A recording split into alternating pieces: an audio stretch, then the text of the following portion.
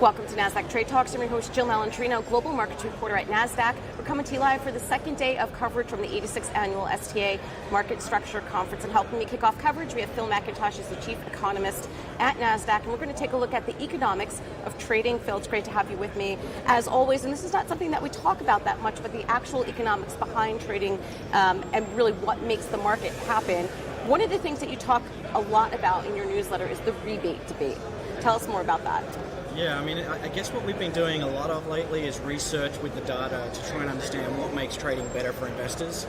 And one of the things we found a while ago is that the way exchanges work, where we actually offer a rebate to somebody to post liquidity and put a price in the market, creates competitive spreads. So the buyers and the sellers want to be on the exchange, want to have prices that are public, and that benefits everybody because it makes it cheaper for someone that comes in to try and get liquidity to trade.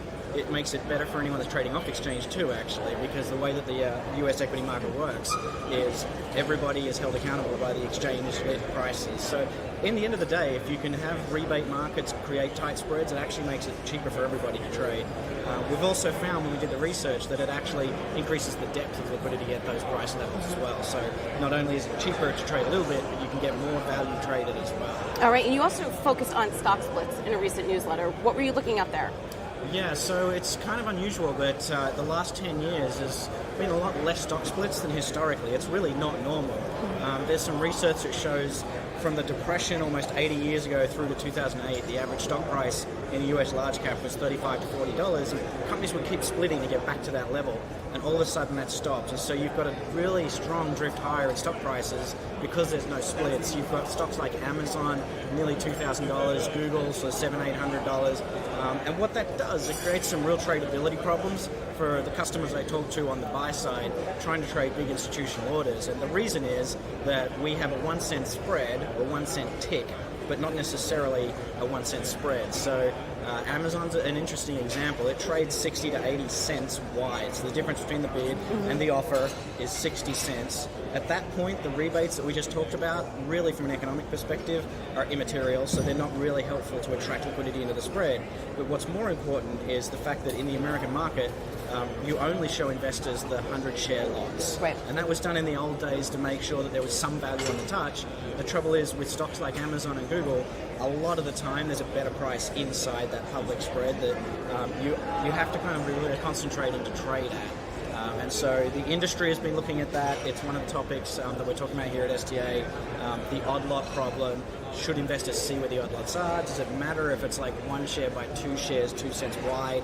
Is that enough liquidity for us to actually show investors that's the real price? And so there's a lot of complexities to the problem, but it sort of filters through to the buy side as being really difficult stocks to trade. So what would it take to make markets better for trading and also for investors? Yeah, so we've been looking at a lot of different things. Nasdaq's had an intelligent tick proposal for over 2 years. We sort of reiterated that in the total markets proposal that we did and how that would work. And there's actually evidence in the tick pilot that proves this is how it would work. Is the example like Amazon that we had, where there's a whole lot of odd lots inside the 60 cent spread. If hypothetically Amazon traded 10 cents wide or 25 cents wide, all of those odd lots would kind of pool at those 10 cent or 25 cent levels, create enough depth, but not have pennying in between. And so intelligent ticks could actually solve the problem of odd lots inside the spread and also create a more competitive spread at that level. All right, let's get your macro outlook here. The market's been incredibly sensitive to any piece of data or headlines or tweets that come out. What are your thoughts on that?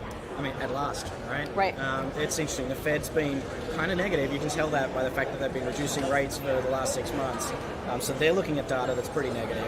The bond market has been repricing 10 years. We've got the inverted yield curve now for weeks and weeks, and that's got more negative in the last couple of days. So the bond market's pretty negative on all the data.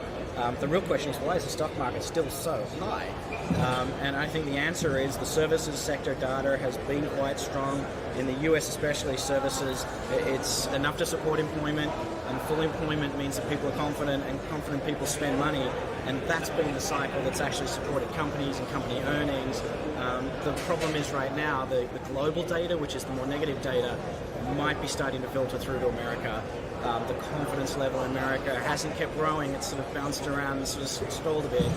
So today we're looking at some of the data on confidence in the consumer, and I think that's where people are starting to worry that maybe there is signs of a capitulation, slowdown in employment here, slowdown in consumer confidence. If that leads to a slowdown in spending, it's not great for corporate. Well, I mean, look at the ISM data that came out this week. I think that's really what's spooking the market, because you're not getting money being invested back into companies, into R&D, into investment in infrastructure. I think that's a big problem. Yeah, but some of the dinners that I've been having with issuers have been saying, like, we're close to full employment. It's kind of hard to do anything new because there's not that many people to employ to put into new projects either. So it's a little difficult for companies when there's such a lack of extra capacity in the market and in the economics of the US industries to build new things and do new things either. So we're kind of a bit constrained right here. The real problem, I guess, is if manufacturing starts to turn down, pulling down services in America, all of the economies in the world are going to be running a bit slower. And that's going to be a little bit hard for the governments of the world to manage with the interest rate policies the way they are. So a lot of European debt is negative yield.